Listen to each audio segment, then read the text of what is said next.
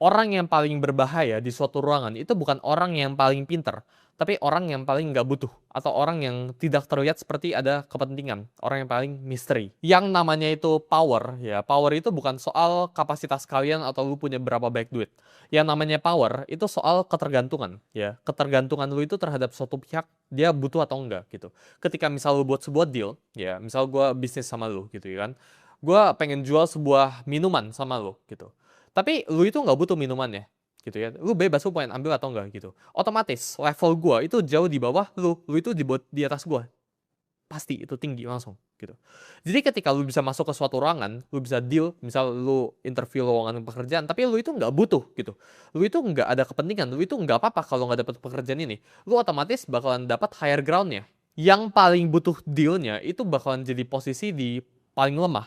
Jadi ketika lu menghadapi situasi seperti itu, ya berusahakan untuk either naikin dulu value lu, gitu kan. Ini tentang equation ya, baik lagi. Ya, ketika lu nyadar posisi lu di bawah mereka, ya berarti jangan negosiasi. Ketika lu nyadar, ya lu itu sedang bernegosiasi sama orang yang gak butuh lu, ya lu jangan negosiasi sama dia. Itu losing game, lu udah pasti kalah negosiasi sama dia gitu. Itu pasti bad deal sama dia.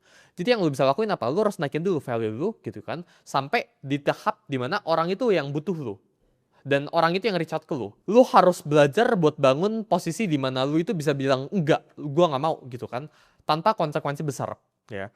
Ini orang-orang di luar sana ya merasa mereka itu bebas, merasa mereka itu punya power. Tapi mereka itu ada beberapa offer ya, orang-orang di luar sana yang kalau ayo ke tempat ini, mereka itu nggak bisa bilang enggak, mereka harus siap bos gitu.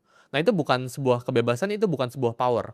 Kan harus belajar buat become independent ya. Kalau orang tawarin lu, siapapun di luar sana gitu ya, tawarin lu, mau gak ke tempat ini gitu kan, mau gak deal gue sama bisnis gue ini gitu. Lu harus belajar buat bilang enggak tanpa ada konsekuensi besar. Yang namanya itu neediness ya, atau kebutuhan ya, atau desperation again yang gue tadi bilang, itu nggak bisa disembunyikan. Ini akan eventually kelihatan ya seiring waktu berjalan. Jadi ketika lu punya neediness ya, jangan berusaha buat sembunyikan, tapi instead tutup aja neediness itu dengan punya naikin value diri lu.